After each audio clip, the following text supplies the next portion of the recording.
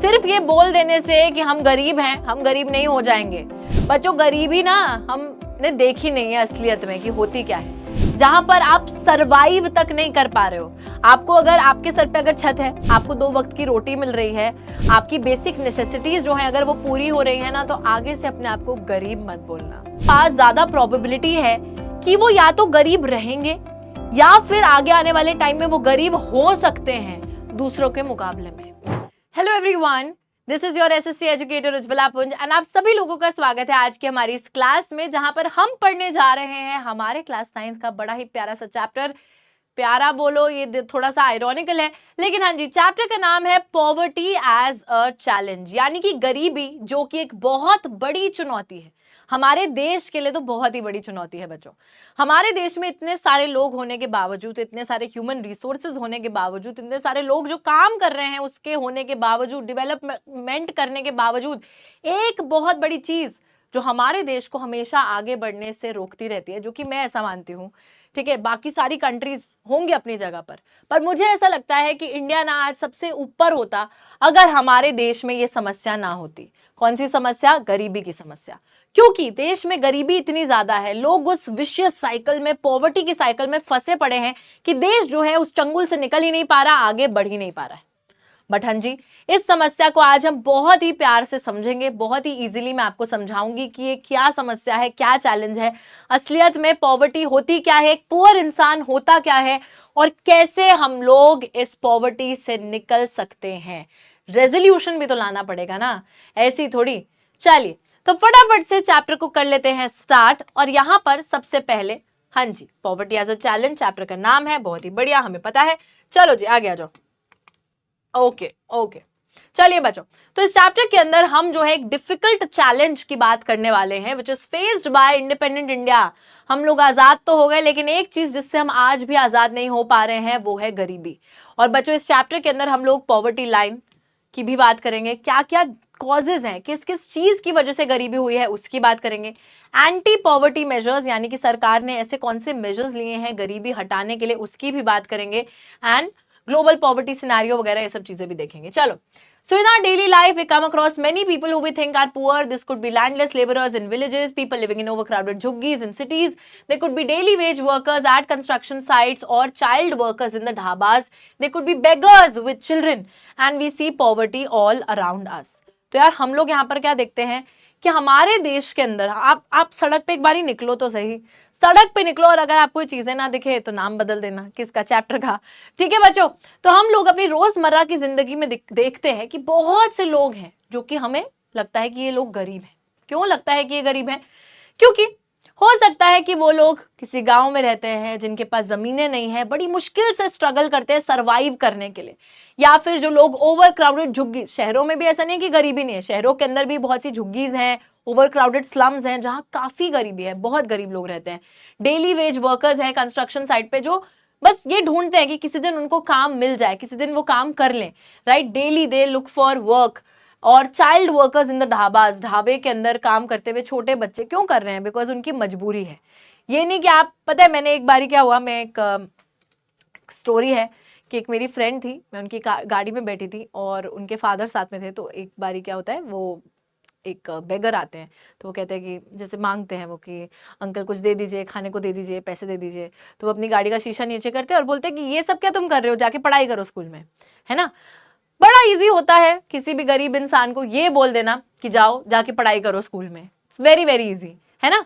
लेकिन बच्चों, वो लोग पढ़ाई क्यों नहीं कर पा रहे हैं, वो लोग क्यों हैं इस कंडीशन में? क्या हमने कभी ये समझने की कोशिश करी है? या फिर क्यों वो लोग 2, 3, 4 रुपए के लिए भीख मांग रहे हैं? दैट इज द रीजन, है ना, कि वो पढ़ नहीं पा रहे हैं, क्योंकि उनके सर पे एक बहुत बड़ा बोझ है गरीबी का। उनके पास बेसिक मीन्स ऑफ सर्वाइवल नहीं है, 2 वक्त की रोटी खाने के लिए पैसा नहीं है। तो जिसके पास 2 वक्त की रोटी खाने के लिए पैसा नहीं है वो पढ़ाई कैसे करेगा? सोच के देखिए एक बारी। तो हम लोग ये देखते हैं, बेगर्स हैं, बहुत से चिल्ड्रन इन टैटर्स, फटे फुटे कपड़े पहन के घूमते रहते हैं। मैं तो पता है जब देखती हूँ ना, मेरे को बहुत से ऐसे बच्चे डेली दिखते हैं जो ठंड में भी मैंने देखा है कि बिना जूते के घूमते रहते हैं, या बहुत जब धूप पड़ रही होती है उसमें भी बिना जूते के, कपड़े फटे हुए ऐसे घूमते रहते हैं। कितना बुरा लगता है ये सब चीजें देखकर, बहुत बुरा लगता है। लेकिन क्या ही हम कर सकते हैं, ज्यादा से ज्यादा we can give something to them, but what else can we do, हम उनकी पूरी स्थिति तो नहीं बदल सकते हैं, है ना। तो वो वाली चीज है। We see poverty all around us. Every fourth person in India is poor. हर चौथा इंसान इंडिया में गरीब है। Roughly 270 मिलियन या 27 करोड़ पीपल इंडिया में पॉवर्टी में रह रहे थे 2011-12 में। अब बच्चों, बात यह है कि आप लोग बोलेंगे मैम हम भी गरीब हैं, है ना, बड़ा इजी होता है बोल देना, मैम हमारे पास आईफोन नहीं है हम गरीब है, हमारे पास BMW नहीं है हम गरीब है, हमारे पास मर्सिडीज नहीं है, हमारे पास बड़ा बंगला नहीं है तो हम भी गरीब हैं। ऐसे नहीं होता। सिर्फ ये बोल देने से कि हम गरीब हैं, हम गरीब नहीं हो जाएंगे। बच्चों, गरीबी ना हमने देखी नहीं है असलियत में कि होती क्या है। जहां पर आप सरवाइव तक नहीं कर पा रहे हो, आपको अगर आपके सर पे अगर छत है, आपको 2 वक्त की रोटी मिल रही है, आपकी बेसिक नेसेसिटीज जो है अगर वो पूरी हो रही है ना, तो आगे से अपने आप को गरीब मत बोलना, ठीक है, क्योंकि आप गरीब नहीं हो। अब डिफाइन करने का वही बात है कि पॉवर्टी को डिफाइन कैसे किया जाए, किसको गरीब बोला जाए, किसको ना गरीब बोला जाए। कल को कोई ये बोलेगा यार मेरे पास तो इतना पैसा मेरे को चाहिए था, अब नहीं है तो मैं गरीब हूं, नहीं, ठीक है। तो उसके लिए एक पर्टिकुलर कोई तो सिनेरियो होना चाहिए, कोई तो एक जजमेंट के लिए कोई क्राइटेरिया होना चाहिए जिसके थ्रू हम बोल सके कि हाँ गरीबी ऐसे होती है, या ये गरीब है या ये गरीब नहीं है। कैसे हम डिफाइन करेंगे पॉवर्टी को, कैसे हम ये बताएंगे कि कौन असलियत में गरीब है या नहीं है। ये सारी चीजें देखने के लिए, समझने के लिए हमें इस चैप्टर को समझना है, हर एक चीज को समझना है। अब देखो, सबसे पहले ये चैप्टर 2 कहानियों की बात करता है, अर्बन केस और रूरल केस की बात करता है। बच्चों, शहर में एक गरीबी का एग्जाम्पल देंगे और एक ग्रामीण क्षेत्र में भी गरीबी का एग्जाम्पल देंगे। तो चलो पहले अर्बन केस की बात करते हैं।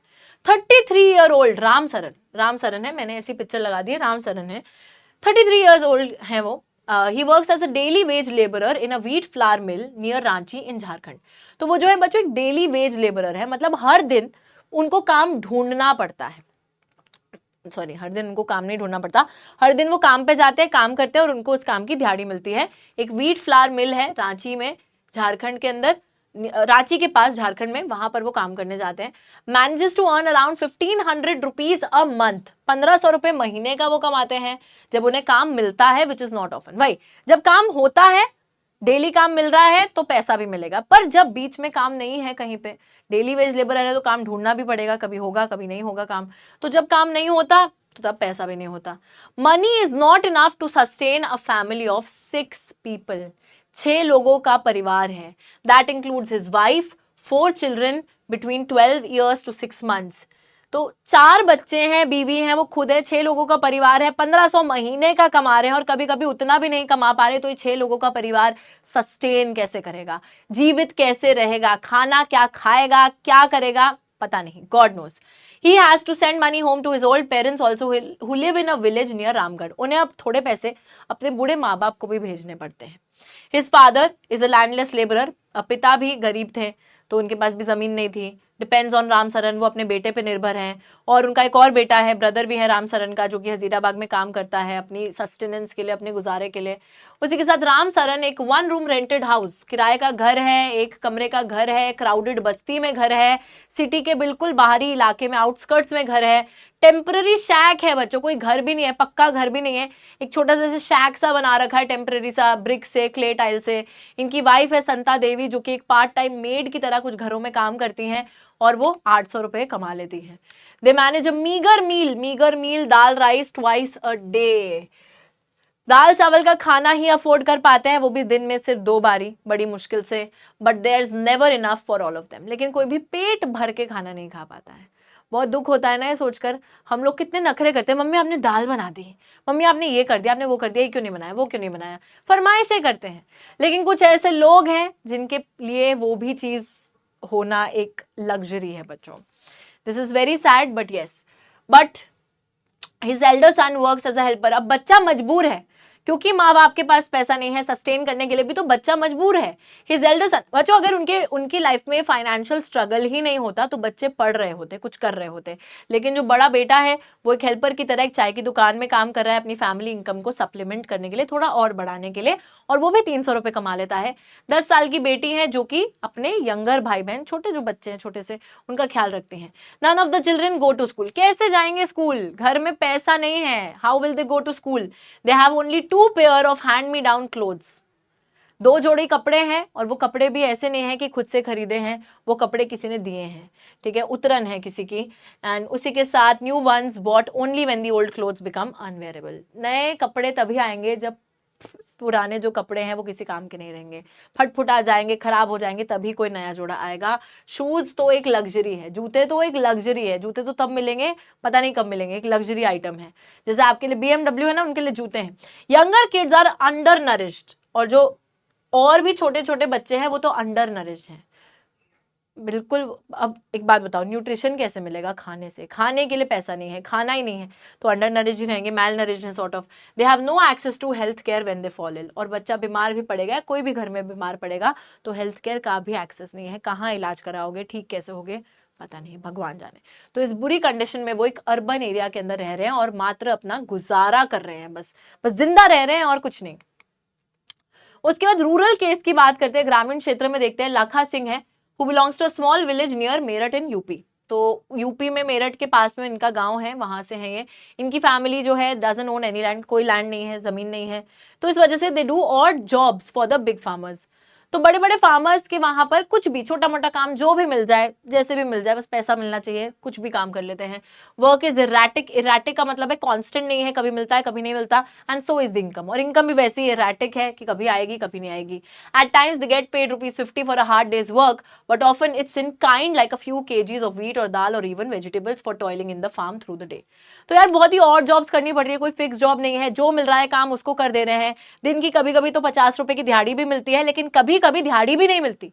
तो कुछ कुछ दिन ऐसे भी होते हैं कि आपको पैसा भी नहीं मिल रहा है, आपको कुछ काइंड में, यानी कि कोई सामान दे रहे हैं आपको, जैसे कोई गेहूं दे दिया, कभी कभी आटा दे दिया, कभी दाल दे दी, कभी सब्जी दे दी कि चलो तुमने आज पूरा दिन मेरे फील्ड में ऐसे निगरानी रखी है, ये लो थोड़ा सा सामान लेते जाओ। फैमिली है 8 लोगों की, can not always manage 2 square meals a day. ये लोग तो 2 वक्त की रोटी भी नहीं खा पा रहे, वो तो एटलीस्ट चलो 2 वक्त की रोटी खा रहे थे थोड़ा बहुत, ये वो भी नहीं खा पा रहे। ये कच्चा हाउस में रहते हैं, है ना, ऐसी पक्का घर नहीं है, कच्चा घर है, मिट्टी विट्टी से बना हुआ कच्चा घर है, आउटस्कर्ट्स ऑफ विलेज, विलेज के बिल्कुल बाहरी इलाके में। Women of the family spend the day chopping fodder, collecting firewood in the fields. Father is a TB patient who passed away 2 years ago due to the lack of medication. Mother is now suffering from the same disease and life is slowly ebbing away. Although the village has a primary school, Lakha never went there. He had to start earning when he was just 10 years old. New clothes happen once in a few years and even the soap and oil are a luxury for the family. बताया जा रहा है कि उनकी जो wife है, जो उनकी बीवी है, वो भेड़ बकरियों के लिए जो चारा है, फॉडर है, उसको चॉप करती हैं, लकड़ी वगैरह कलेक्ट करती है चूल्हा जलाने के लिए, तो ये सब काम करती है। इनके फादर टीबी पेशेंट थे, तो उनको मेडिसिन ही नहीं मिली तो वो मर गए। जो माँ है वो भी सेम पेशेंट है, टीबी की ही मरीज है, लेकिन उनकी भी जिंदगी धीरे धीरे खत्म ही हो रही है, बिकॉज उनको भी मेडिकेशन नहीं मिल पा रही। सेम वही चीज़ हो रही है। प्राइमरी स्कूल है, लेकिन लाखा तो कभी गए नहीं, क्योंकि उनको 10 साल से ही काम करना पड़ा मजबूरन, ठीक है। साथ ही में नए कपड़े जो है कुछ साल में कभी मिलते हैं। और उसी के साथ अगर देखा जाए तो जो एक बहुत बेसिक चीज है, हम कभी बच्चों सोच सकते हैं कि साबुन और तेल का ना होना, है ना, हम तो सोचते हैं कुछ है ही नहीं ये चीजें, बट ये चीजें भी इस फैमिली के लिए एक लग्जरी है, एक लग्जरी आइटम है। ओके, तो ये सारी बच्चों कहानी पढ़ने के बाद लेट्स कम टू सी। अब आप लोगों को आई थिंक ये ना बेसिकली कहानियां हमको इसलिए सुनाई गई हैं ताकि हमें पता चले कि असल में गरीबी होती क्या है। हम लोग जो आज तक गरीबी को समझते आ रहे हैं ना, वो गरीबी नहीं होती असल में। What is poverty we have understood. अब पॉवर्टी को एनालाइज करने के लिए 2 चीजों का आप इस्तेमाल करते हो। एक होता है इकोनॉमिक टर्म्स में पॉवर्टी को देखना, तो यहाँ पर ना मैं बताती हूँ आपको, और एक होता है सोशल टर्म्स में पॉवर्टी को देखना, ठीक है। So whenever we look at poverty, हम पॉवर्टी को 2 नजरिए से देखेंगे। एक होता है इकोनॉमिक टर्म्स में पॉवर्टी को देखना, यानी कि 2 टाइप में। इकोनॉमिक टर्म्स में भी हो जाएगा, आपके इनकम और कंजम्पशन लेवल्स को देखेंगे कि इंसान तो गरीब है, और एक कंजम्पशन लेवल होता है कि आप कितना न्यूट्रिशन ले रहे हो, ठीक है। उसी के साथ दूसरा है हमारा सोशल तरीके से भी, एक सामाजिक रूप से भी हम लोग पॉवर्टी को एनालाइज करते हैं, उसके थ्रू भी हम देखते हैं। जैसे जो सोशल साइंटिस्ट है वो भी बताते हैं कि कौन गरीब है कौन अमीर है। चलो देखते हैं कि सोसाइटल टर्म्स में इसको कैसे देखा जाता है, सामाजिक दृष्टिकोण से या सामाजिक नजरिए से पॉवर्टी को कैसे देखा जाता है। इंडिकेटर्स इनकम कंजम्पशन की तो इकोनॉमिक हो गए, बट पॉवर्टी जो है सोशल इंडिकेटर्स के थ्रू भी देखी जाती है, जैसे illiteracy level, lack of general resistance due to malnutrition, lack of access to health care, lack of job opportunities, lack of access to safe drinking water, sanitation etcetera. तो बच्चों बहुत से ऐसे इंडिकेटर्स हैं जो गरीबी की स्थिति को दर्शाते हैं। जितनी ज्यादा अनपढ़ता है, जितने लोग अनपढ़ है, दैट मीन्स गरीब है ना वो, क्योंकि उनके पास स्कूल्स का एक्सेस नहीं है, वो पढ़ने नहीं जा पा रहे क्योंकि उनको मजबूरन काम करना पड़ रहा है, हेल्थ केयर का एक्सेस ना होना, दवाइयाँ नहीं है, बीमारी हो गई तो उससे रिकवरी नहीं कर पा रहे क्योंकि दवाई नहीं अफोर्ड कर पा रहे हैं, क्लीन ड्रिंकिंग वाटर अवेलेबल नहीं है, सैनिटेशन जो साफ सफाई है वो अवेलेबल नहीं है, बड़ी बुरी स्थिति में रहना, हेल्थ केयर का एक्सेस नहीं, जॉब अपॉर्चुनिटी का एक्सेस नहीं, कुछ भी नहीं है, तो उस सिनारियो में भी आप उस इंसान को गरीब ही समझोगे। Analysis of poverty based on social exclusion and vulnerability is also becoming very very common. अब दो बहुत ही इंपॉर्टेंट चीजें यहाँ पर सोशली हम सोशल एक्सक्लूजन और वल्नरेबिलिटी के थ्रू भी इसको एनालाइज करते हैं। What is social exclusion? बच्चे सोशल एक्सक्लूजन, एक्सक्लूड करने का क्या मतलब होता है? अपने से अलग कर देना। जैसे स्कूल में सपोज आपके कुछ क्लासमेट्स हैं, वो अपना ग्रुप बना देते हैं और आपको कोई इंक्लूड नहीं करता, दैट मीन्स आपको क्या लगेगा कि इन लोगों ने तो मुझे एक्सक्लूड कर दिया, ये मेरा फ्रेंड ग्रुप है, इन्होंने मुझे उस फ्रेंड ग्रुप से बाहर निकाल दिया, यहाँ पे लोग हैं, ठीक है, इन्होंने मेरे को अपने साथ नहीं रखा, मेरे को एक्सक्लूड कर दिया, जुदा कर दिया, अलग कर दिया। सेम चीज होती है गरीबों के साथ। अब होता क्या है, according to this concept, poverty must be seen in terms of poor having to live only in a poor surrounding with other poor people, excluded from enjoying social equality of better of people in a better surrounding. होता क्या है, जो गरीब लोग होते हैं उन्हें ना एक्सक्लूड कर दिया जाता है। जैसे आपने देखा होगा, जहां जिस एरिया में अमीर लोग रह रहे होते हैं वहां पर आपको कोई झुग्गी झोपड़ियां नहीं दिखेंगी, झुग्गी झोपड़ियों वाला अलग सा एरिया दिखेगा जहां सारे गरीब ही गरीब रह रहे हैं। तो ये क्या हुआ है, ये एक तरीके से एक सोसाइटी ने एक्सक्लूड कर दिया है उनको। तो जो बेटर ऑफ पीपल है, जो बेटर सराउंडिंग्स में रहते हैं, उन्होंने बोला यहाँ तो सिर्फ हम ही रहेंगे, गरीब जो है ना वो सारे एक जगह पे रहे, इनकी झुग्गी झोपड़ी अलग करो, इनको अलग करो हमसे, हमारे सराउंडिंग में ये लोग नहीं रहेंगे। तो इस तरीके से इनका सोशल एक्सक्लूजन हुआ। बेटर ऑफ पीपल एक जगह रह रहे और उन्होंने बोला यहाँ पे कोई गरीबी नहीं दिखनी चाहिए, इसलिए गरीब लोग अलग से बाकी गरीबों के साथ रह रहे हैं। पुअर पीपल दूसरे पुअर पीपल के साथ रह रहे हैं, जिनको एक्सक्लूड कर दिया गया है from the better off people, जो कि बाकी बेटर सराउंडिंग में रह रहे हैं। It can be both a cause as well as a consequence of poverty. बच्चों, सोशल एक्सक्लूजन एक कारण भी है जिसकी वजह से पॉवर्टी हुई है, और एक नतीजा भी है गरीबी का। क्योंकि देखो कैसे, मैं समझाती हूँ कॉज और कॉन्सिक्वेंस कैसे। सबसे कॉज को समझते हैं। कॉज क्यों है? क्योंकि आपने सोशली एक्सक्लूड करा, मेरे को आपने वंचित कर दिया, वहां बेटर ऑफ लोग रहते हैं, ठीक है, मेरे को सारे गरीबों के साथ रहना पड़ रहा है, और इस वजह से भी पॉवर्टी हो रही है क्योंकि मेरे पास कोई एक्सेस ही नहीं है, बेटर ऑफ सराउंडिंग्स नहीं है, मेरे अंदर कोई मोटिवेशन नहीं है। मैं अगर शायद ऐसे लोगों के साथ रहती जहां पर मैं देखती कि पढ़ाई लिखाई हो रही है या लोग पैसा कमा रहे हैं, कुछ हो रहा है, तो शायद मैं भी मोटिवेट होती, या फिर मैं उस सराउंडिंग में अपनी सिचुएशन बेहतर करने की कोशिश करती, नहीं ना। तो एक तरीके से जब आपने मेरे को एक्सक्लूड कर दिया, उस रीजन की वजह से भी पॉवर्टी हो रही है, because I am only living with the people who are like me, जो सब गरीब है। तो मेरे को लग रहा है गरीबी ठीक ही है, ये सब भी तो रह ही रहे हैं, मैं भी रह ही रही हूं। लेकिन तो ये तो कॉज है। और कॉन्सिक्वेंस ऑफ पॉवर्टी, अब क्योंकि मैं गरीब हूं इस वजह से ही तो मुझे एक्सक्लूड करा है, तो एक नतीजा भी पॉवर्टी का है। पॉवर्टी का नतीजा ये है कि मेरे को एक्सक्लूड कर दिया, बट रीजन भी है क्योंकि मेरे को एक्सक्लूड करा हुआ है तभी मैं उन चीजों से वंचित हूं। तो कॉज भी है, कॉन्सिक्वेंस भी है। जैसे बोलते हैं ना कि अगर आप टॉपर्स के साथ रहोगे तो आप अगर हो भी अनपढ़ तो भी एटलीस्ट आपको लगेगा कि यार मेरे तो सारे दोस्त टॉप करते हैं, मैं भी टॉप करूंगा, आपके अंदर वो मोटिवेशन आएगी। बट अगर आप हो ही सारे बैक बेंचर्स के साथ में, जो लोग पढ़ते नहीं है या कुछ नहीं है, जरूरी नहीं है बैक बेंचर पढ़ते नहीं है, बट सपोज आपका ग्रुप ही ऐसा है जो बिल्कुल नंबर लाने में इंटरेस्टेड नहीं है, जो फेल ही हो रहे हैं बच्चे, ठीक है। अब अगर आप उन सब फेलियर्स के साथ हो तो आपको लगेगा कि यार ठीक ही कर रही हूँ, मैं भी फेल ही हो रही हूँ, ये भी फेल ही हो रहे हैं, कोई फर्क नहीं पड़ेगा आपको, सेम वही चीज हो रही है। अगर आप उन लोगों के साथ रहते हैं, अगर आप उस सराउंडिंग में रहते हैं, बेटर सराउंडिंग में, तो आपको भी मन करता कि मैं भी उनकी तरह बनूं, मैं भी उतना बेटर हूं, लेकिन क्योंकि आपको एक्सक्लूड ही कर दिया गया तो मन ही नहीं रहा, है ना। आपका भी माइंडसेट वैसा ही हो गया, गरीबी है, हम तो गरीब ही हैं, हमें तो यही काम करना है, ऐसे ही रहना है, ठीक है, वैसा हो गया। उसी के साथ प्रोसेस थ्रू व्हिच इंडिविजुअल्स और groups are excluded from the facilities, benefits, opportunities that others the better enjoy can cause more damage than having a very low income. तो ये एक्सक्लूजन से भी एक डैमेज कॉज होता है बच्चों, मेंटली भी, इमोशनली भी, सोशली भी, है ना, आपको एक्सक्लूड ही कर दिया गया, बेटर सराउंडिंग्स में आप नहीं हो, बेटर ऑफ लोगों के साथ आप नहीं हो, आप इसी गलत सराउंडिंग में, गंदी सराउंडिंग में हो, आपको लग रहा है कि गरीबी, और मतलब मेंटली बहुत डैमेज करेगी आपको, इमोशनली आप पे बहुत अफेक्ट आएगा उस चीज का। अब नेक्स्ट चीज होती है जिसके थ्रू पॉवर्टी को एनालाइज करा जाता है, दैट इज वल्नरेबिलिटी।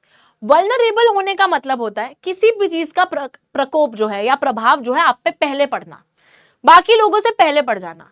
जैसे सपोज बच्चों हो सकता है कि इकोनॉमी खराब हो रही है, ठीक है, इकोनॉमी की स्थिति ठीक नहीं है। अब इकोनॉमी की स्थिति ठीक नहीं है तो उस केस में ठीक है, जो अमीर लोग, ऑलरेडी जो अमीर लोग हैं उनके लिए भी दिक्कत आ रही है, ऑब्वियसली उनके लिए दिक्कत आ रही है कि वो लोग, उनके बिजनेस भी नहीं चल रहे, बट ऑल्दो उनके पास क्योंकि बहुत सेविंग है तो वो सर्वाइव कर जाएंगे, वो उस चीज से निकल जाएंगे। बट जो बेचारा गरीब इंसान है, गरीब इंसान क्या करेगा ऐसी स्थिति में? वो ज्यादा वल्नरेबल हो गया ना उस रिसेशन के, कि उस रिसेशन में अगर किसी पे ज्यादा प्रभाव पड़ेगा तो पहले एक गरीब इंसान पे पड़ेगा, क्योंकि वो पहले से ही गरीब है ना, उसके पास सेविंग है ना कुछ, और अब तो और ही बुरा हाल हो गया, मतलब वही गरीबी में आटा गीला वाला सिचुएशन आ गया है, तो वो वाली चीज आ गई। तो वल्नरेबल कौन है? जैसे अब अगर एक अर्थक्वेक आता है, अर्थक्वेक आने के टाइम पर जो लोग यंग है, जो फुर्तीले हैं, वो तो भाग के फटाफट से निकल जाएंगे, घर वर से अपने ग्राउंड में पहुंच जाएंगे। बट जो इंसान बूढ़ा है, जो चल नहीं सकता, या जो छोटा बच्चा है, वो ज्यादा वल्नरेबल है उस अर्थक्वेक से, अगर कोई नुकसान होगा तो उसके, मतलब ज्यादा अफेक्ट किस पे पड़ेगा किसी चीज का। सिमिलरली यहां पर वही वल्नरेबिलिटी की बात होती है, major which describes greater probability of certain communities or individuals of becoming or remaining poor in the coming years। किन लोगों के पास एक ज्यादा प्रोबेबिलिटी है, किन कम्युनिटीज या किन कौन से ऐसे लोग हैं जिनके पास ज्यादा प्रोबेबिलिटी है कि वो या तो गरीब रहेंगे या फिर आगे आने वाले टाइम में वो गरीब हो सकते हैं दूसरों के मुकाबले में, ठीक है। That is what vulnerability means. यहां पर आप देखेंगे वल्नरेबिलिटी क्या होती है, जहां पर कुछ कम्युनिटी या इंडिविजुअल पे एक ज्यादा रिस्क है, ज्यादा खतरा है कि वो गरीब ही रहेगा या फिर दूसरों के मुकाबले वो गरीबी में आ सकता है, पहले, दूसरे बाद में आएंगे, वो पहले ही गरीबी में आ सकता है। तो ऐसे कुछ ग्रुप्स होते हैं बच्चों जिन पे जो ज्यादा वल्नरेबल होते हैं गरीबी में रहने के या गरीब होने के। जैसे कि हमारे सोसाइटी में कास्ट सिस्टम चलता था, तो बहुत से एससीज, एसटीज, ओबीसीज, इन पे ज्यादा खतरा है। उसी के साथ साथ महिलाएं भी एक ऐसा ग्रुप है, विमेन भी एक ऐसा ग्रुप है जिन पे ज्यादा खतरा है आदमियों के कंपैरिजन में, they are more vulnerable than men. उसी के साथ अगर मैं बात करूं तो कास्ट सिस्टम हो गया, हाँ विमेन हो गई, तो इन सब चीजों की वजह से these groups are more vulnerable to be poor. Okay, landless labourer हो गया, वो ज्यादा वल्नरेबल है। तो ये सारी चीजें हैं। Now let's come to the economic estimate. अब इकोनॉमिक टर्म्स में भी तो आप लोग गरीबों को बांट सकते हो, है ना, एक मेजर क्रिएट कर सकते हो, जिसको हमने क्रिएट भी करा है, जिसको हम बोलते हैं पॉवर्टी लाइन। मतलब कि बच्चों एक लाइन है, अगर आप इस लाइन के नीचे हो that means you are below poverty line, अगर आप इस लाइन के ऊपर हो that means you are above poverty line, you are not considered poor. नीचे हो तो आपको गरीब माना जाएगा, ऊपर हो तो गरीब नहीं माना जाएगा। अब मैम ये लाइन कहाँ है, हमें भी टाप के आनी है ना, हम ये लाइन देखेंगे पॉवर्टी लाइन और टाप जाएंगे, जब हम दूसरी साइड चले जाएंगे हम अमीर हो गए। नहीं बच्चों, ये कोई असलियत में लाइन नहीं है, ये एक इमेजिनरी लाइन है, और ये लाइन हो जाती है आपके इनकम या फिर आपके कंजम्पशन लेवल से।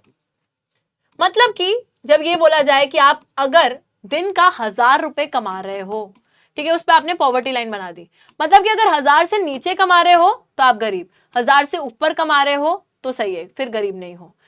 और कंजम्पशन लेवल की बात हो गई, मतलब कि आपने बोल दिया कि इतनी कैलोरीज की, अगर कोई 2000 कैलोरी है, 2000 कैलोरी का इंटेक हो रहा है, उससे ऊपर का इंटेक हो रहा है तो आप ठीक हो, लेकिन अगर उससे नीचे का इंटेक कर रहे हो तो आप गरीब हो, मतलब आप अफोर्ड ही नहीं कर पा रहे, है ना, तभी तो आप गरीब हो गए। तो इनकम और कंजम्पशन लेवल के हिसाब से पॉवर्टी लाइन बनाई जाती है, और जो लोग उस लाइन को पार नहीं कर पाते वो गरीब, जो उस लाइन के ऊपर निकल जाते हैं वो गरीब नहीं माने जाते। Person considered poor if his or her income consumption level falls below a given minimum level necessary to fulfil the basic needs. और बच्चों इस पॉवर्टी लाइन को एस्टिमेट ऐसे करा गया है कि एक basic sustenance level, basic subsistence level की जो जरूरी चीज है, ये नहीं कि मैं बोल रही हूं कि यार एक गाड़ी आईफोन नहीं है तो गरीब हो जाएंगे, वो तो बेसिक चीज है, नहीं बच्चों, 3 बेसिक चीजें, रोटी, कपड़ा, मकान, वो भी बेसिक जितना चाहिए, अगर उतना आप अफोर्ड कर पा रहे हो तो आप नहीं हो गरीब। अगर वो भी नहीं अफोर्ड कर पा रहे तो डेफिनेटली आप गरीबी रेखा के नीचे आ जाएंगे, पॉवर्टी लाइन के नीचे आ जाएंगे। अब देखो एक्सेप्टेड, अब यहाँ पे सबसे पहले कैलोरी रिक्वायरमेंट की बात करते हैं जो कि पॉवर्टी लाइन का एस्टिमेट है। Accepted average calorie requirement in India is 2400 calories पर person per day in rural areas and 2100 calories पर person per day in urban area. ठीक है, मतलब कि देखो रूरल एरिया में 2400, अर्बन एरिया में 2100। रूरल एरिया के अंदर बच्चों पॉवर्टी लाइन इस तरीके से बनी कि अगर आप, ये 2400 पे एस्टिमेटेड है, अगर आप 2400 कैलोरीज से नीचे इनटेक आपका हो रहा है तो आप पॉवर्टी लाइन के नीचे आ गए। अगर 2400 कैलोरीज से ऊपर इनटेक हो रहा है तो आप पॉवर्टी लाइन के ऊपर आ गए, मतलब उतना इनफ है। अर्बन एरिया की बात कर लेते हैं। अर्बन एरिया में क्या है 2100, 2100 से नीचे तो बीपीएल, 2100 से ऊपर तो एपीएल। आईपीएल की बात नहीं हो रही, पीएल मतलब पॉवर्टी लाइन, ठीक है। तो अर्बन एरिया में ये हिसाब है। अब सवाल ये उठता है कि मैम रूरल एरिया में कैलोरी रिक्वायरमेंट ज्यादा क्यों चाहिए पर पर्सन पर डे, एक इंसान को एक दिन का कैलोरी रिक्वायरमेंट ज्यादा क्यों चाहिए, अर्बन एरिया में कम पे क्यों एस्टिमेटेड है? तो बच्चों इसका एक बड़ा सिंपल सा रीजन है, बिकॉज रूरल एरिया के अंदर जो लोग हैं वो बहुत मैनुअल लेबर करते हैं, बहुत ज्यादा काम करते हैं, ठीक है, फिजिकल लेबर, पूरे पूरे दिन खेत में खड़े रहते हैं, बहुत मैनुअल लेबर करते हैं, जिसकी वजह से उनको कैलोरीज ज्यादा चाहिए होती है न्यूट्रिशन के लिए। बट अर्बन एरिया में क्योंकि इतना मैनुअल काम नहीं होता, इसलिए वहां पे कैलोरी रिक्वायरमेंट थोड़ी सी कम है, क्योंकि वहां फिजिकल लेबर उतनी नहीं है, ज्यादातर बैठ के काम हो जाता है या ज्यादा मेहनत मशक्कत नहीं करनी पड़ती, ठीक है, इस वजह से। तो इस वजह से यहाँ पर 2100, वहां पर 24। उसी के साथ देखो ये तो कंजम्पशन लेवल हो गया। For the year 2112, poverty line for a person fixed at 816 per month for rural areas and 1000 for the urban area। यार सोच के देखो तो कितना गलत यहाँ एस्टिमेट है। बोला जा रहा है अब इनकम लेवल के हिसाब से 816 for rural and 1000 for urban. 816, अब इनकम लेवल क्या हो गया 816 और 1000। अब जो इंसान अर्बन एरिया में 1000 से ज्यादा महीने का कमा रहा है वो अबव पॉवर्टी लाइन, बल्कि इट साउंड सो रॉन्ग। बच्चों आप खुद सोचिए कि एक इंसान महीने का 1000 रुपए, क्या वो बेसिक सब्सिस्टेंस लेवल है? कुछ भी नहीं है। 1000 रुपए आजकल के टाइम में निकलो ना, एक दिन में खर्च हो जाते हैं 1000 रुपए अगर आप कुछ खरीद लो तो। और यहाँ पर क्या है, मंथली सैलरी, एक इंसान की मंथली इनकम 1000 रुपए, अगर वो इतना कमा रहा है तो वो above poverty line. Although this sounds very pathetic, but yes this is the estimate. ये एस्टिमेट इसलिए कि उसमें बेसिक जरूरतें पूरी होती हैं, उस हिसाब से उस एस्टिमेट को रखा गया है। और रूरल एरिया में कम रुपीज रखे गए हैं। मैम कैलोरी तो ज्यादा थी, रुपीज कम कर दिए, क्यों? रुपीज कम इसलिए बच्चों क्योंकि रूरल एरिया में महंगाई उतनी नहीं है, अर्बन एरिया में महंगाई ज्यादा है, इस वजह से अर्बन एरिया में पैसे ज्यादा रखे और रूरल एरिया में पैसे कम रखे, ठीक है। अब देखो poverty line estimated periodically, normally every 5 years by conducting sample surveys. These surveys are carried out by the National Sample Survey Organization, which is the NSSO. NSSO का काम होता है कि periodically यानी कि हर 5 साल में poverty line को फिर से estimate करे, ताकि बच्चों देखो महंगाई जब बढ़ती है तो उसके हिसाब से ये रेट तो रिवाइज होगा ना, पैसा रिवाइज होता रहेगा, चेंज होता रहेगा, बट कैलोरीज उतने की उतनी रहेंगी, कैलोरी इनटेक तो उतना ही रहेगा, कैलोरी तो इतनी चाहिए। अब वो थोड़ी महंगाई के हिसाब से एस्टिमेट होगी, कैलोरी का कांस्टेंट रहेगा, बट जो इनकम लेवल है वो रिवाइज होता रहेगा due to the inflation, recession, उस हिसाब से। अब काम किसका है? एनएसएसओ यानी कि नेशनल सैंपल सर्वे ऑर्गेनाइजेशन का काम है कि हर 5 साल में पीरियोडिकली वो पॉवर्टी लाइन को एस्टिमेट करें, ये सर्वे कैरी आउट करेंगे और उसके हिसाब से पॉवर्टी लाइन को एस्टिमेट करेंगे। Sounds very wrong, I know कि ये बिल्कुल बेसिक सस्टेनेंस लेवल नहीं माना जाना चाहिए, बट स्टिल बच्चों मानते हैं। उसी के साथ अगर आगे चलें, वर्ल्ड बैंक भी एक क्राइटेरिया यूज करता है internationally uniform standard poverty line को मेजर करने के लिए। तो वर्ल्ड बैंक भी देखता है कि दुनिया में कितनी गरीबी है और उसके लिए वो एक uniform standard, same standard use करते हैं सभी के लिए। इंटरनेशनल पॉवर्टी लाइन को सेट करा गया है एट $2.15 पर person. This means that anyone living on less than $2.15 a day is in extreme poverty. अब वर्ल्ड बैंक के हिसाब से क्या है पॉवर्टी लाइन? वर्ल्ड बैंक के हिसाब से है कि अगर आप एक इंसान, ये मैंने पता नहीं क्या ही बनाया, रुपी और डॉलर का मिक्सचर, हाँ, अगर एक इंसान $2.15 पर डे कमा रहा है या उससे ज्यादा तो वो पॉवर्टी से ऊपर है, अगर उससे नीचे कमा रहा है तो वो पॉवर्टी से नीचे है, ठीक है बच्चों। एक्सट्रीम पॉवर्टी में है वो। अगर $2.15 भी नहीं कोई कमा पा रहा है ना दिन का, तो वो एक्सट्रीम पॉवर्टी में है वर्ल्ड बैंक के हिसाब से। ऊपर कमा रहे हो तो ठीक है, फिर भी ठीक है। चलो, उसी के बाद मैंने जैसे आपको बताया ही था, कुछ ग्रुप ज्यादा वल्नरेबल होते हैं, ज्यादा रिस्क में होते हैं पॉवर्टी में आने के। तो देखते हैं कौन से ग्रुप्स हैं ये। Proportion of people below poverty line is also not the same for all social groups and economic categories. बच्चों, कुछ लोग और भी ज्यादा रिस्क पे है। अब बिलो पॉवर्टी लाइन अबव तो आपने बोल दिया, बट स्टिल उनमें से भी वेरी करते हैं। कुछ लोगों के पास और ज्यादा रिस्क रहता है गरीब रहने का या फिर गरीब होने का। जैसे मैंने आपको बताया था, some people are more vulnerable. तो देखते हैं कौन से ऐसे सोशल ग्रुप्स हैं, सामाजिक तबके ऐसे कौन से हैं। एससीज, एसटीज बहुत ज्यादा वल्नरेबल है, क्योंकि उन्होंने एक बहुत लंबा समय डिस्क्रिमिनेशन हमारे देश में झेला है, बहुत लंबा शोषण झेला है। That is why they are more vulnerable to be in poverty और टू रिमेन इन पॉवर्टी और to be poor in the future. ठीक है, उन पे ज्यादा खतरा है। और इकोनॉमिक ग्रुप्स यानी कि ऐसे कौन से आर्थिक तबके हैं, इकोनॉमिक ग्रुप्स ऐसे कौन से हैं, जैसे कि rural agricultural labourer house holds. ग्रामीण क्षेत्र में जो एग्रीकल्चरल लेबर है बच्चों, जिनके पास खुद की जमीन नहीं है, तो उन पे ज्यादा खतरा है गरीब रहने का या गरीबी में आने का। एंड उसी के साथ अर्बन एरियाज में जो कैजुअल लेबर है, यानी कि जिनको रोजमर्रा डेली वेज लेबर, जिनको रोजमर्रा की जिंदगी में काम डेली बेसिस पे ढूंढना पड़ रहा है, काम मिल नहीं रहा, ये नहीं हो रहा, वो नहीं हो रहा, उन पे भी ज्यादा खतरा है गरीबी में रहने का या गरीब होने का। ठीक है, प्लस एक और दिक्कत है यहाँ पे, डबल डिसएडवांटेज। अब अगर सपोज कोई इंसान रूरल एग्रीकल्चरल लेबर भी है, ऊपर से वो एक शेड्यूल्ड कास्ट भी है, आर्थिक रूप से भी वो वल्नरेबल है और सोशल रूप से भी अगर वो वल्नरेबल है, तो वो एक डबल डिसएडवांटेज फेस करता है। वही, एक तरफ कुआं तो एक तरफ खाई, दोनों साइड से वो वल्नरेबल है। उस पे और भी डबल तरीके से खतरा मंडरा रहा है कि वो मतलब कि वो गरीबी में रहेगा या गरीब हो जाएगा। पुअरेस्ट ऑफ द पुअर लोग कौन कंसिडर करे जाते हैं? Women, elderly people, female infants, systematically denied equal access to resources available in the family. Therefore, women, children, especially the girl child and old people are considered poorest of the poor.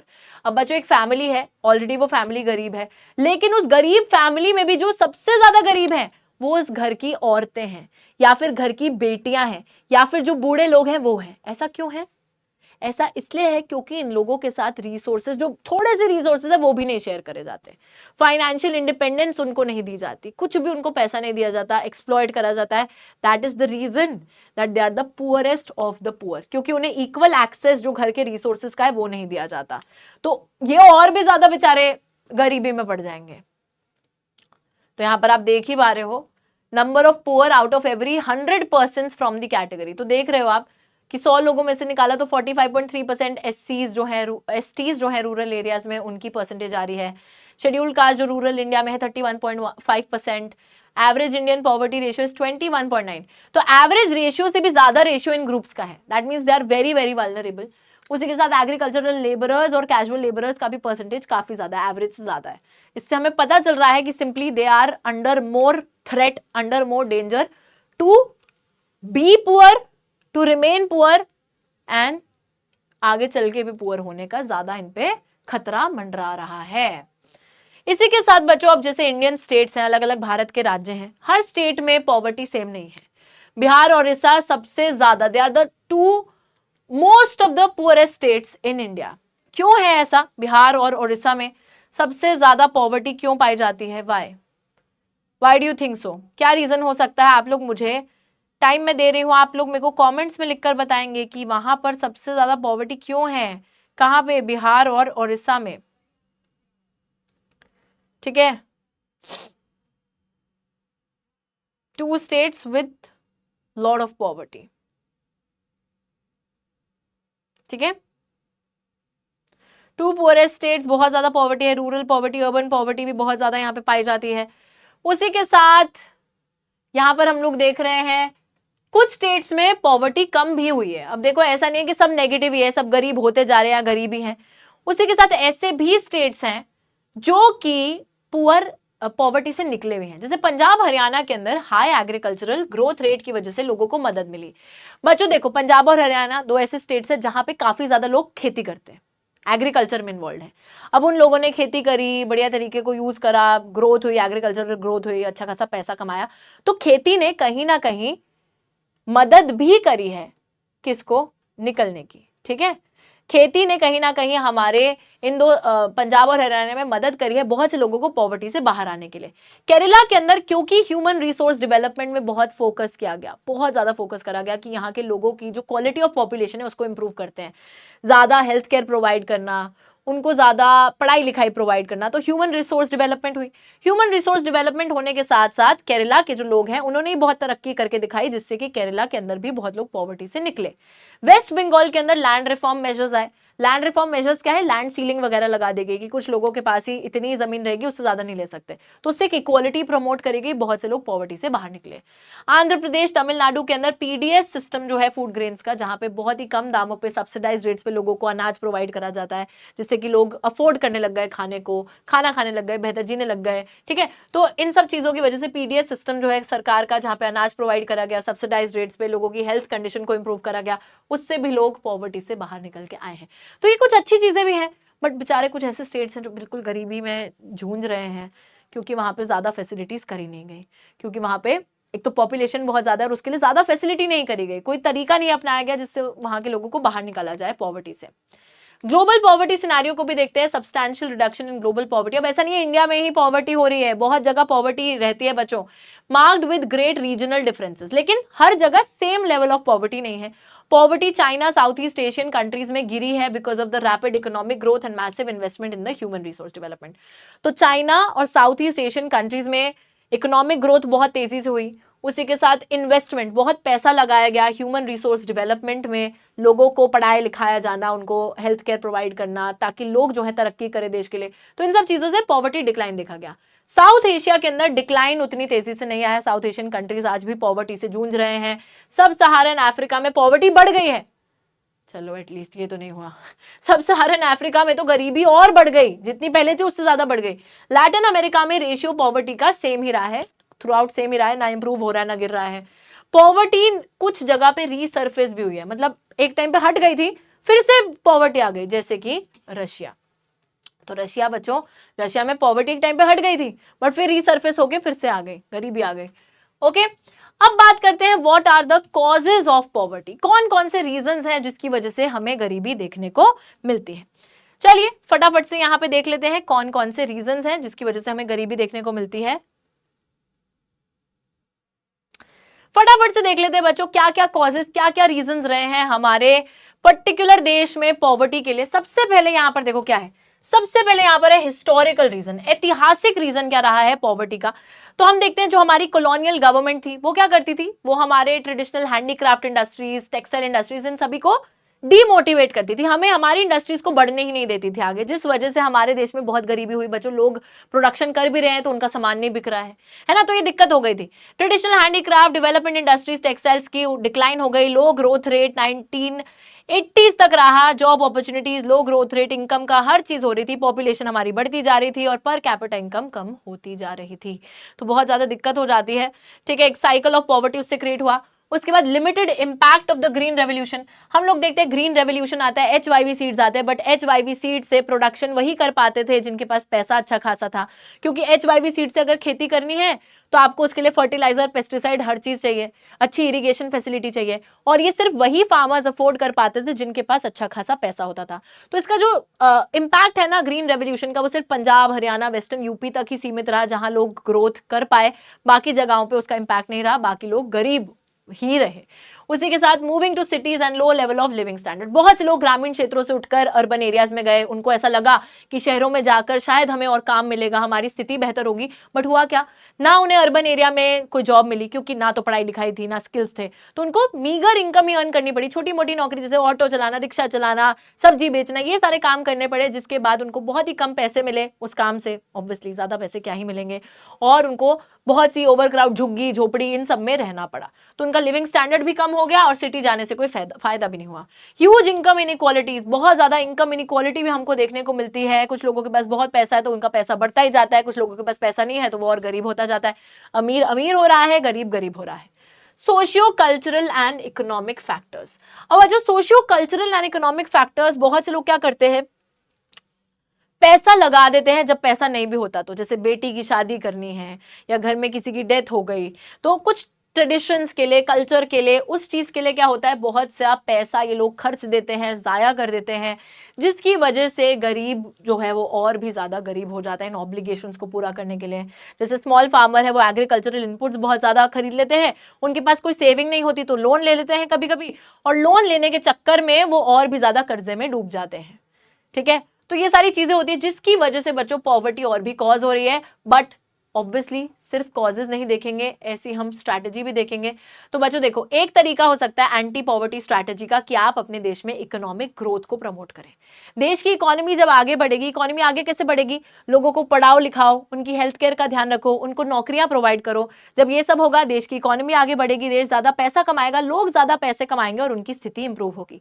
तो एक तो ये तरीका हो सकता है, plus उसी के साथ साथ एक दूसरा तरीका है टारगेटेड एंटी पॉवर्टी प्रोग्राम्स। कुछ ऐसी चीजें भी आप कर सकते हो जहां पर आप पॉवर्टी की समस्या को टारगेट करें, पॉवर्टी की समस्या को टारगेट करके उसे एलिविएट यानी कि हटाने की कोशिश करें, जैसे कि सरकार ने कुछ योजनाओं के थ्रू करा है। तो देखो यहाँ पे 5 चीजें लिखी है। सबसे पहले टारगेटेड एंटी पॉवर्टी प्रोग्राम में आता है Mahatma Gandhi National Rural Employment Guarantee Act of 2005, जिसको हम लोग मनरेगा के नाम से जानते हैं। अब ये जो पॉलिसी आती है, इसके through aim to provide 100 days of wage employment to every household to ensure livelihood security in the rural areas। जहां पे बच्चों ये स्कीम लागू हुई, वहां पे उस रूरल एरिया के अंदर, उस ग्रामीण क्षेत्र के अंदर सभी लोगों को गारंटीड वर्क देने की बात करी गई। 100 दिन का, एक साल में 100 दिन का गारंटीड काम सरकार आपको प्रोवाइड करेगी और उसकी वेजेस प्रोवाइड करेगी। और अगर गवर्नमेंट आपको काम नहीं प्रोवाइड कर पाती तो जितने दिन का पैसा बनता है वो आपको अनएम्प्लॉयमेंट अलाउंस के तौर पे दे दिया जाएगा। तो इससे एक तरीके से गरीबी हटाने की कोशिश करी जा रही थी, बिकॉज ग्रामीण क्षेत्रों में सीजनल अनएम्प्लॉयमेंट और डिस्गाइज्ड अनएम्प्लॉयमेंट ऐसी बहुत सी दिक्कतें होती हैं। प्राइम मिनिस्टर रोजगार योजना आई, मेन एम इस प्रोग्राम का था सेल्फ एम्प्लॉयमेंट अपॉर्चुनिटीज को क्रिएट करना एजुकेटेड अनएम्प्लॉयड यूथ के लिए in the rural areas and small towns. ग्रामीण क्षेत्र जो है, छोटे शहर जो है, वहां पर जो एजुकेटेड यूथ है, पढ़े लिखे जो लोग हैं, उनके लिए सेल्फ एम्प्लॉयमेंट अपॉर्चुनिटी क्रिएट करना, कि उनको लोन वगैरह प्रोवाइड करा है, जो छोटा मोटा काम वो खुद से अपना चालू कर सके, खुद से अपना कोई कारोबार चालू कर सके, उसके लिए अपॉर्चुनिटी प्रोवाइड करना। फिर आता है rural employment generation programme. Rural employment generation programme के तहत, इस प्रोग्राम का एम यही था self employment opportunities rural areas और स्मॉल टाउन्स में क्रिएट करना। अब यहाँ पे भी स्मॉल टाउन्स, रूरल एरियाज में सेल्फ एम्प्लॉयमेंट अपॉर्चुनिटीज। डिफरेंस ये है कि यहाँ पर एजुकेटेड अनएम्प्लॉयड, जो एजुकेटेड और बेरोजगार यूथ है उसके लिए था, पर यहाँ पर सभी के लिए है। ठीक है, सेम चीज है, बट यहाँ सभी के लिए, वहां एजुकेटेड अनएम्प्लॉयड यूथ के लिए। फिर आता है स्वर्ण जयंती ग्राम स्वरोजगार योजना, SGSY, assisted poor families above the poverty line by organizing them into self-help groups through a mix of bank credit and government subsidy। अब इस प्रोग्राम का बेसिक मोटिव यही है कि जो पुअर फैमिलीज हैं, जो गरीब घर के लोग हैं, उन्हें पॉवर्टी लाइन के ऊपर लेकर आना, पॉवर्टी लाइन से ऊपर लेकर आना कैसे, उन्हें सेल्फ हेल्प ग्रुप में ऑर्गेनाइज कर देना। सेल्फ हेल्प ग्रुप क्या होता है, छोटा सा ग्रुप बना लिया आपने अपने आसपास के पड़ोसियों का, और उसी ग्रुप में सारे लोग सेविंग कर रहे हैं अपनी क्षमता के हिसाब से, और जो पैसा इकट्ठा हो रहा है उससे जिसको भी लोन चाहिए वो लोन ले रहा है, और उस लोन से वो कोई ना कोई काम चालू कर रहा है। ठीक है, बैंक क्रेडिट भी मिलेगा, थोड़ा बहुत बैंक से भी लोन मिल जाएगा, और गवर्नमेंट सब्सिडी भी मिलेगी, उस पर कम भी कर दिया जाएगा, रेट ऑफ इंटरेस्ट कम कर दिया जाएगा। तो ये सारी चीजों के थ्रू लोगों को क्रेडिट प्रोवाइड करना, लोन प्रोवाइड करना, ताकि लोग अगर कोई काम धंधा चालू करना चाहे वो करें, उसके थ्रू पैसा कमाएं, हालत सुधारे अपनी। फिर आती है प्रधानमंत्री ग्रामोदय योजना, PMGY, सेंट्रल असिस्टेंस, यानी कि केंद्रीय सरकार असिस्टेंस प्रोवाइड कर रही है स्टेट्स को, राज्यों को असिस्टेंस प्रोवाइड कर रही है बेसिक सर्विसेज प्रोवाइड करने के लिए, जैसे कि primary health, education, rural shelter, drinking water, rural electrification. तो यहाँ पे सेंट्रल गवर्नमेंट स्टेट की मदद कर रही है कि आप अपने ना रूरल एरिया जो भी आपके स्टेट में पड़ रहे हैं उसके अंदर फैसिलिटीज को इंप्रूव कीजिए, बेसिक सर्विसेज, जैसे कि प्राइमरी हेल्थ केयर हो गया, अस्पताल वगैरह की बात हुई, स्कूल है, कॉलेज है, रूरल शेल्टर है, ड्रिंकिंग वाटर है, बिजली है, ये सब चीजें इंप्रूव करने के लिए केंद्रीय सरकार हेल्प कर रही है रूरल गवर्नमेंट की। तो बच्चों सारी स्कीम्स लाई गई एक तरीके से टारगेट करते हुए गरीब लोगों को और उनकी गरीबी की स्थिति को सुधारने के लिए।